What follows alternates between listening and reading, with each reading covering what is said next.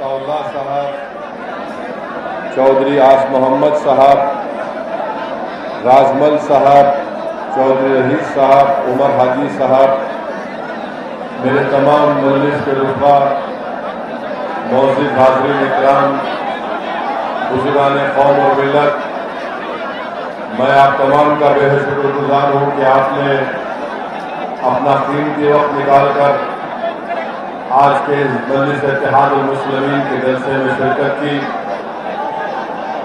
जो हजरात सामने खड़े हैं, मेरी उनसे अदबन अपील है कि वो थोड़ा बैठ जाइए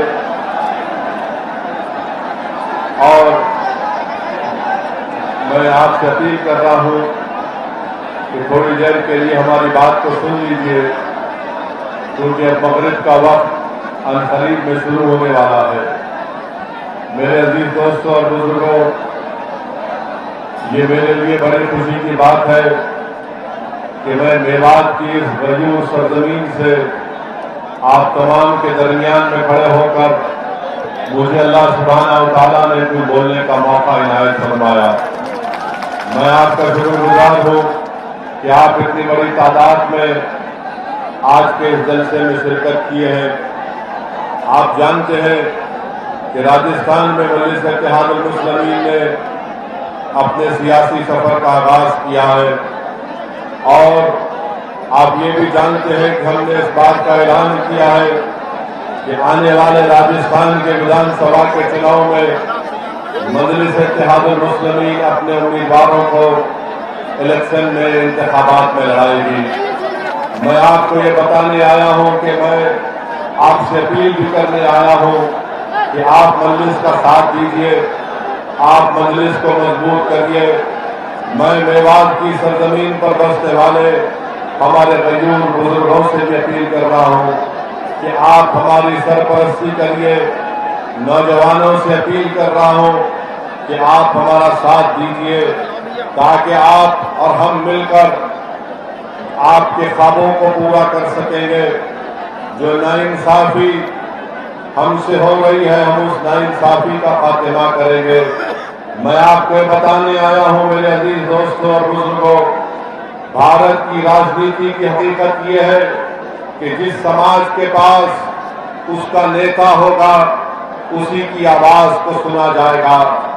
जिस समाज के पास उसका नेता होगा उससे इंसाफ किया जाएगा। जिस समाज के पास सियासी ताकत होगी उसी की नाइंसाफी और तकालीफ को दूर किया जाएगा। जिस समाज के पास ना उसका नेता होगा, ना उसकी सियासी ताकत होगी, तो ना उसके आंसुओं की कोई कदर की जाएगी, ना उसके लाशों की कोई नजर से देखेगा। तो याद रखिए, अगर आप ये चाहते हैं कि आपको एक मान और सम्मान मिले, अगर आप ये चाहते हैं कि मेवात की सरजमीन, जो मेरा मानना यह है कि इसको मंसूबाबंद तरीके से इसको पीछे रखा गया, मेवात की सरजमीन जहां पर तालीम का इंतजाम नहीं, जहां पर बच्चों के स्कूल में पढ़ने का कोई इंतजाम नहीं, जहां पर बच्चियों को आला तालीम हासिल करने के लिए कॉलेजेस का इंतजाम नहीं। मेरे अजीज दोस्तों, मेरी इज्जतदार माँ और बहनों, आप मेरी इस बात को जहन नशीन कर लीजिए कि ये तमाम चीजें उसी वक्त आपको हासिल होंगी जब आप अपनी एक सियासी ताकत को मनाएंगे, जब आप अपने वोटों से अपने नुमाइंदे को कामयाब करेंगे। बरसों से आपने सिर्फ किसी को वोट देते आए हैं, मगर आपने अपने आप को कभी वोट नहीं दिया। मैं आज असदुद्दीन ओवैसी आपके दरमियान में खड़े होकर ये आपसे अपील कर रहा हूं कि आप मजलिस को जब वोट देंगे तो ये समझ कर वोट दीजिए कि मैंने 50 साल सबको वोट किया मगर उन्होंने मेरा कोई काम नहीं किया। अगर आज एक मर्तबा आप मजलिस का साथ देंगे तो मैं आपको गारंटी से कह रहा हूं, वादा कर रहा हूं कि आपसे समाजी इंसाफ शुरू होगा, एक नए दौर का आगाज होगा और हम उन तमाम चीजों को हासिल करेंगे जो दूसरे तमाम तबकों को दिए जाते हैं। राजस्थान की सियासत में आप देखते हैं कि सेकुलरिज्म के नाम पर वोट तो लिया जाता है, मगर इख्तिदार मिलने के बाद आपकी तालीम और आपके रोजगार और आपकी तरक्की और डेवलपमेंट विकास का कोई काम नहीं किया जाता। आज आप देखते हैं कि आज से थोड़े दिन पहले राजस्थान के बजट का ऐलान हुआ, बजट को पेश किया गया। मैं पूछना चाहता हूं राजस्थान के मुख्यमंत्री से कि आप बताइए हमको, पिछले बजट में आपने ऐलान किया था कि 7 रेजिडेंशियल स्कूल बनाए जाएंगे अक़लियतों के लिए, अक़लियती बच्चों के और बच्चियों के लिए ऐलान किया गया था। चूरू में बनाया जाएगा, सवाई माधोपुर में बनाया जाएगा, नागौर और तिगारा में, अलवर में, घरसाना श्रीगंगानगर में, सम जैसलमेर में 180 करोड़ की लागत से मुख्यमंत्री अशोक गहलोत की सरकार ने पिछले साल ये वादा किया गया था कि 7 अल्पसंख्यक समाज के स्कूल बनाए जाएंगे। हम पूछना चाहते हैं कहां गए वो 180 करोड़ रुपये? क्या उस स्कूल के संगे बुनियाद रखा गया? उस स्कूल की बिल्डिंग का तामीर का काम शुरू हुआ? कहीं पर कुछ नजर नहीं आता। फिर ये कहा गया था कि 500 मदरसों में स्मार्ट क्लासरूम बनाए जाएंगे।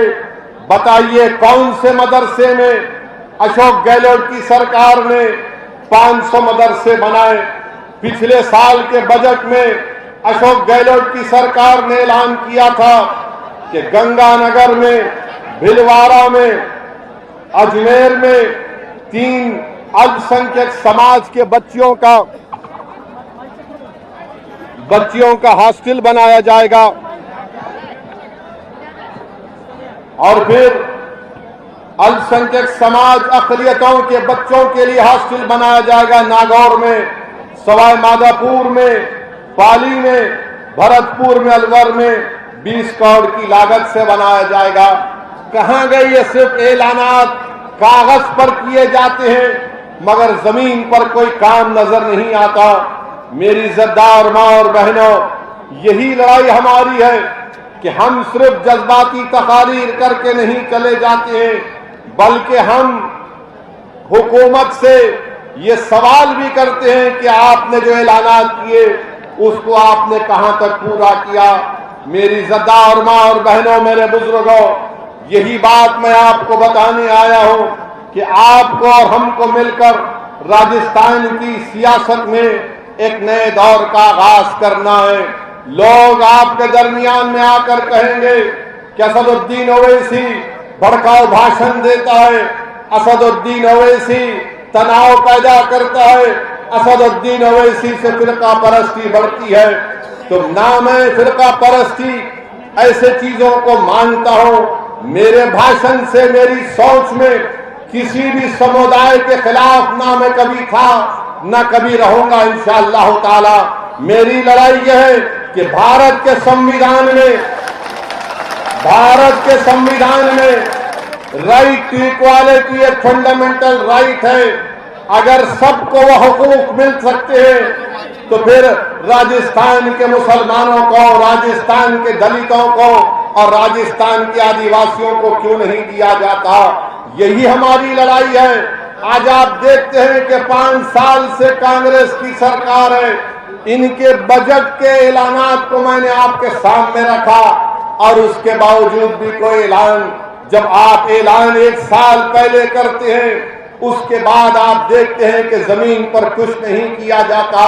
मगर जब चुनाव आएगा तो इनकी जबान से आप जरूर सुनेंगे कि ओवैसी पर यकीन मत करो, ओवैसी वोट काटने आया है। अरे कांग्रेस के लोगों सुनो, पिछले 2018 में तुमने राजस्थान में कामयाबी हासिल की थी। जब लोकसभा का इलेक्शन 4-5 महीने के बाद हुआ तो तुम एक लोकसभा की सीट नहीं जीत सके। जब क्या ओवैसी आया था या ओवैसी का जिन आया था या कौन आया था? बताओ उस वक्त। اور خود مکھیہ منتری کے بیٹے چناؤ ہار گئے، مگر آپ دیکھیں گے کہ آج کے ہمارے اس تقریر کے بعد کل سے کانگریس کے چوہے اپنے بلوں سے نکلیں گے اور پکار کر کہیں گے کہ اویسی آیا ہے کاٹنے کے لیے۔ ارے اویسی ان لوگوں کو کاٹنے کے لیے آیا ہے، ان لوگوں کو روکنے کے لیے آیا ہے جو بھارت کے سنویدھان کی دھجیاں اڑا رہے ہیں۔ میں توڑنے نہیں آیا ہوں، میں توڑنے نہیں آیا ہوں، میں جوڑنے آیا ہوں۔ میں کو کاٹنے نہیں آیا ہوں، میں اپنا حق لینے آیا ہوں۔ میں نوجوانوں کے مستقبل کو اچھا کرنا چاہتا ہوں، میں بزرگوں کے خوابوں کو پورا کرنا چاہتا ہوں۔ ہماری ماں اور بہنوں کی آنکھ میں جو آنسو ہیں، میں ان آنکھ میں آنسوؤں کو پوچھ کرنا چاہتا ہوں۔ اور یہ اسی وقت ہوگا جب آپ ہمارا ساتھ دیں گے۔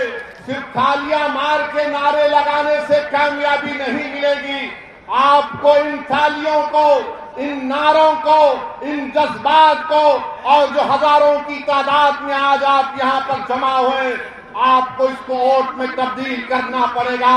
کیا آپ ووٹ میں تبدیل کریں گے اس کو؟ کیا آپ ووٹ میں تبدیل کریں گے اس کو؟ کیا آپ ہم سے وعدہ کر رہے ہیں کہ مجلس آپ کی جماعت ہے؟ تو انشاءاللہ تعالی ہم آگے بڑھیں گے، کیونکہ لوگ الزام لگاتے ہیں ارے اویسی ان سے ملا ہوا ہے، اویسی ان سے ملا ہوا ہے۔ ارے اویسی کسی سے ملا ہوا نہیں ہے، اویسی نہ گہلوٹ کا ہے، اویسی نہ کانگریس کا ہے، اویسی نہ مودی کا ہے، نہ بی جے پی کا ہے۔ اویسی تمہارا ہے اور تمہارا ہی رہے گا انشاءاللہ تعالی۔ اور اویسی کسی کو اپنا آقا مانتا ہے تو محمد مصطفیٰ صلی اللہ علیہ وسلم کو۔ اویسی کے سامنے کوئی وزیر اعظم اور کوئی پردھان منتری یا چیف منسٹر کو اہمیت نہیں رکھتا، کیونکہ سب برابر ہیں اور ہم برابری چاہتے ہیں۔ برابری کیسے حاصل کریں گے؟ غلامی کرنے سے برابری نہیں ملتی، کھڑے ہو کر اپنے حق کے لیے لڑنے سے برابری ملتی ہے۔ تو میرے عزیز دوستوں اور بزرگوں، آپ کو اب ایک سیاسی طاقت بننا ہے، آپ کو ایک سیاسی قوت بننا ہے۔ یہ بہت سے مسائل ہیں، بہت سے چیزیں ہیں جس کا ذکر میں کر سکتا ہوں، مگر میں صرف آپ سے اپیل کرنا چاہتا ہوں کہ سیاسی طاقت حاصل کریے۔ آج ہم دیکھتے ہیں کہ راجستھان میں یہیں سے چند گھاٹمیٹ میں کل جو حادثہ ہوا کہ جنید اور ناصر کی ہتیا کر دی گئی، قتل کر دیا گیا، ان کو جلا کر ان کی جلی ہوئی لاشوں کو ان کے گاؤں کو لایا گیا۔ میں پوچھنا چاہتا ہوں راجستھان کی سرکار سے، آپ نے کیا کیا جب آپ کے پرشاسن کو جا کر جنید اور نصیر کے ذمہ داروں نے کہا کہ ان بچوں کو یہی سرزمین سے کڈنیپ کر کے لے کر چلے گئے ہریانہ میں، تو پولیس کا کام کیا تھا کہ پولیس بھی حرکت میں آتی اور راجستھان کے بارڈر میں ان ظالموں کو روک دیتی۔ اور جنہوں نے جنید اور نصیر کو مارا، سنو ظالموں، تم ظلم کر کے جنید اور نصیر کو مار دیے، مگر اللہ تم کو، تمہاری نسلوں کو اللہ نیست و نابود کر کے رکھے گا انشاءاللہ۔ تم نے جنید اور نصیر کو جلایا نہیں، تم نے انسانیت کو جلایا ہے۔ تم نے جنید اور نصیر کا قتل نہیں کیا، تم نے انسانیت کا قتل کیا۔ میں تو اللہ سے دعا کرتا ہوں کہ پروردگار جنہوں نے جنید اور نصیر کو مارا، اللہ تیری پھٹکار ان ظالموں پر نازل ہو جو مظلوم کمزوروں پر ظلم کرتے ہیں۔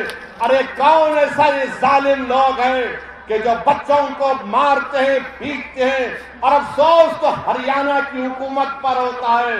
ارے کیسا چیف منسٹر ہے ہریانہ کا، کون سا بی جے پی کا ایڈمنسٹریشن ہے کہ جب جنید اور نصیر کو ظالموں نے مار مار کر پولیس اسٹیشن کو لے کر آئے تو پولیس نے کہا کہ ہم جنید اور نصیر کو نہیں لے سکتے کیونکہ یہ مر جائیں گے۔ بعد میں معلوم ہوا کہ ان کی جلی ہوئی لاشیں ملتی ہیں، ان کی جلی ہوئی گاڑی ملتی ہے۔ آخر کیوں ہریانہ میں بی جے پی کی سرکار ان ظالموں کا ساتھ دے رہی ہے جو انسانوں کا قتل کر رہے ہیں؟ آخر کیوں بی جے پی کی ہریانہ کی سرکار ان ظالموں کو اجازت دیتی ہے کہ وہ بندوق لے کر پھریں، ہتھیار لے کر پھرے؟ اور اگر کوئی مسلمان اپنی شادی کی بارات میں تلوار لے کر ناچتا ہے تو 2 گھنٹے کے اندر پولیس پہنچ جاتی ہے اور پوچھتی ہے کہاں سے لایا تلوار؟ مگر یہ لوگ جو ہتھیار اور بندوق لے کر پھرتے ہیں، گاؤں رکشک کے نام پر گاؤں کی حفاظت نہیں کر رہے بلکہ گائے کے نام پر یہ انسانیت کا قتل کر رہے ہیں۔ ہم کو اس کی مذمت کرنی چاہیے۔ بہت ہو چکا۔ ہم آج بھارت کے پردھان منتری سے بھی اپیل کر رہے ہیں، ڈیمانڈ کر رہے ہیں کہ دیش کے پردھان منتری بس کریے، کب تک جھوٹ بولیں گے؟ سب کا ساتھ، سب کا وکاس، سب کا وشواس پریاس۔ ارے انسانوں کو پکڑ کر مار کر ان کو جلا دیا جا رہا ہے۔ بھارت کے پردھان منتری آپ ان کو روکیں گے یا نہیں روکیں گے؟ اگر نہیں روکیں گے تو پھر رول آف لا ختم ہو جائے گا، سنویدھان کمزور پڑ جائے گا۔ بتاؤ یہ کون سا ایسا کام یہ جو ہو رہا ہے اس پر کون روک لگائے گا؟ بھارت کے پردھان منتری اس پر کچھ نہیں بولیں گے، بھارت کے پردھان منتری ان ظالموں کے اوپر کچھ نہیں بولیں گے، چائنا پر کچھ نہیں بولیں گے، اور وہ بڑا پونجی پتی ہے جو آج کل سرخیوں میں بنا ہوا ہے اس پر کچھ نہیں بولیں گے۔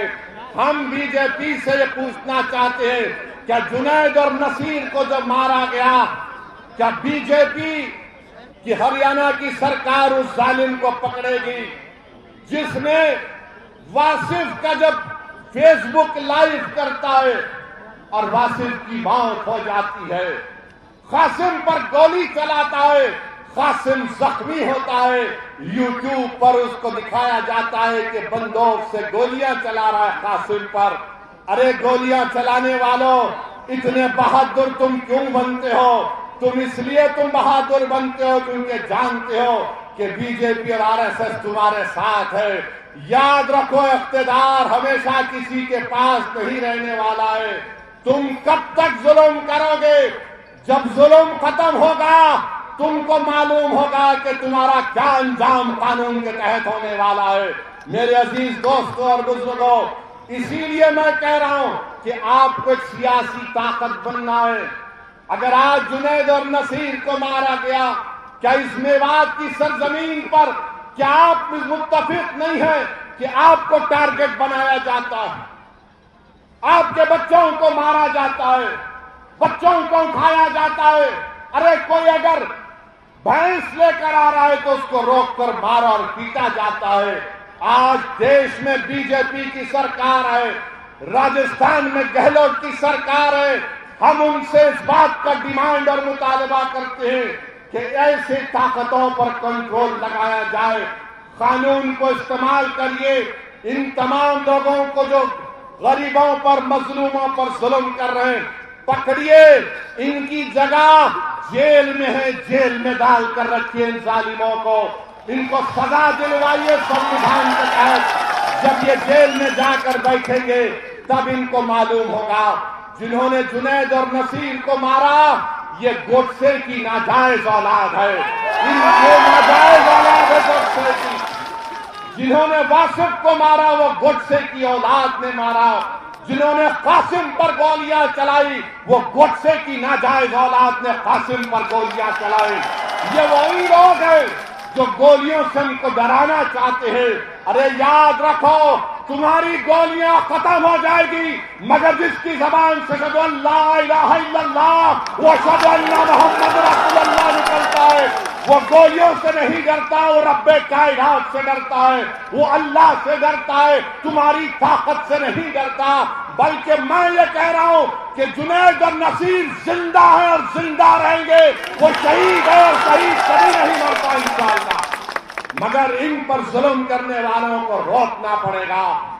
آج بھارت میں اگر کسی کے خون کی اہمیت نہیں ہے تو مسلمان کی خون کی اہمیت نہیں ہے۔ دلت کے خون کی اہمیت نہیں ہے، آدیواسیوں کے خون کی اہمیت نہیں ہے۔ میدک میں ایک مسلم بچے کو پولیس کسٹڈی میں مارا جاتا ہے، گردے فیل ہو جاتے ہیں۔ بتاؤ یہ کب تک ظلم تمہارا چلے گا؟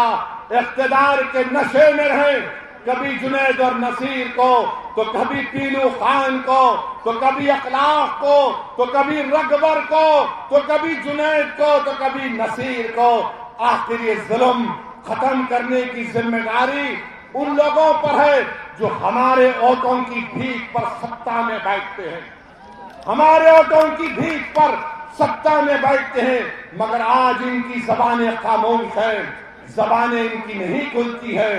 میرے عزیز دوستوں اور بزرگوں، میری آپ سے ایک ہی اپیل ہے کہ میری ان باتوں پر غور کریے، سیاسی طاقت بنیے۔